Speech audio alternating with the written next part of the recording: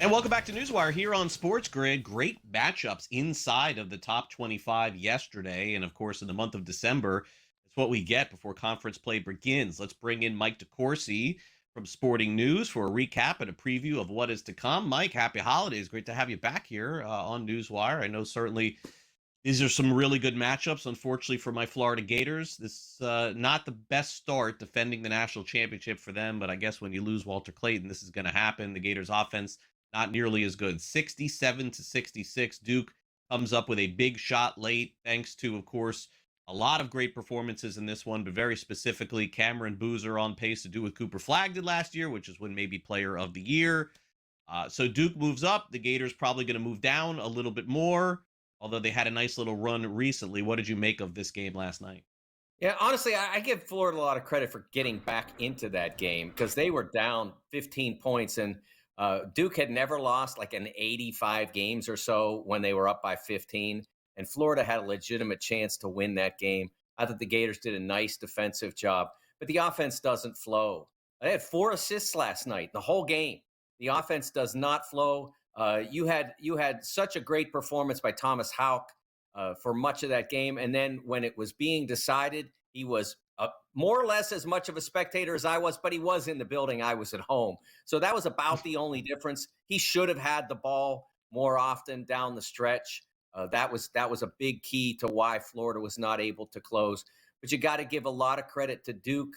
Cameron Boozer is a fantastic player, so versatile, so physically powerful, so many different things he can do to succeed. And I think Duke won on a night where they did not play great offensively either. You had a reasonably ineffective performance by Isaiah Evans. He made a huge play at the end of the game that made a difference, but he was only 5 of 14 from the field, 1 of 8 from 3. It's not who he is. He's one of the better offensive players in the country. So big time win for Duke on a night where maybe they weren't their best. And Boozer's still the favorite to win the Wooden Award. He's plus 170. Generally, you don't see that this early in the season, but he's been fantastic. And naturally, Duke favored to win the ACC. And then some of the other items there, as you see the Final Four national championship, still work in progress, but a big win and a great resume win for a potential number 1 seed in the tournament in March. Long way to go, I know, until then. North Carolina defeats Kentucky 67-64. And Mike, a game that, a lot of folks thought Kentucky would end up coming out on top of this one. How did Carolina get this done? Well, first of all, Henry Visar was fantastic and really dominated the game, especially out of pick and roll play. Kentucky could not guard the pick and roll action, and that's a problem for the Wildcats for sure. And then also you had Caleb Wilson playing fantastic. He's one of the best players in the country, one of the best freshmen in the country, doing a phenomenal job. Kentucky's offense just does not connect. They lost or for now do not have access to Jalen Lowe, the transfer point guard from Pitt.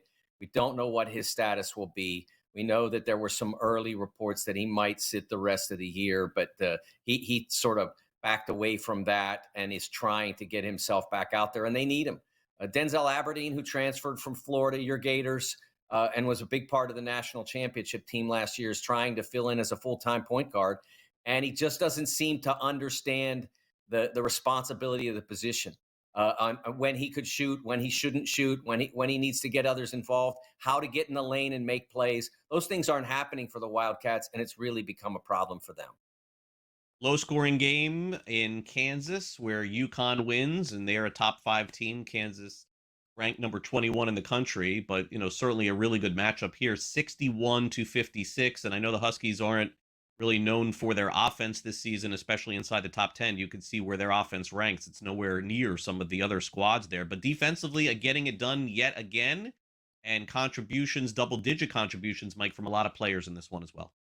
Yeah, Braylon Mullins, who had missed most of the first part of the season, a freshman from Indiana, small forward type, who is really offensively skilled. He has a chance to be one of the great shooters in college basketball this year. Missed a bunch of early games with injury, and he was back last night and was a huge difference. Kansas had a difficult time guarding him, along with Solo Ball and some of the other UConn players. But I think what really helped UConn get this win was the inavailability of Darren Peterson. Kansas just isn't talented enough. With Darren Peterson, they are talented enough to be a Final Four team. But he is such a gifted player and so important as a point guard and as an offensive weapon. Without him, Kansas just doesn't have enough to fight off a good performance. Maybe not even great yet. Mullins added to Caravan and Ball and some of the others gives them the offense. But Terrace Reed's still not available, and he's a great finisher around the goal. And a physical presence on defense, and he didn't play last night. So I think there's a lot of better basketball out there still for UConn. Meanwhile, Kansas has moved down plus 950 to win their, of course, conference. BYU plus 550. Iowa State still at the top here in the Big 12. Long way to go as we continue the college basketball season. So weird still to see Arizona, some of these teams in the pack now playing in the Big 12, I got to tell you.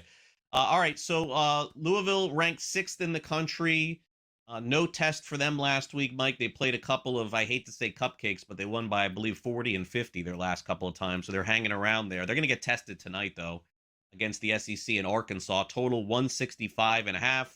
So 2.5-point favorites for Louisville tonight. But look, Arkansas is not one of these teams that's going to lay down at home. This is going to be a much tougher matchup, I would assume, this evening. Yeah, this is an interesting game because Arkansas really needs it. Playing at home against a high-level opponent, they lost both of their games to date against high-level opposition, Duke and Michigan State.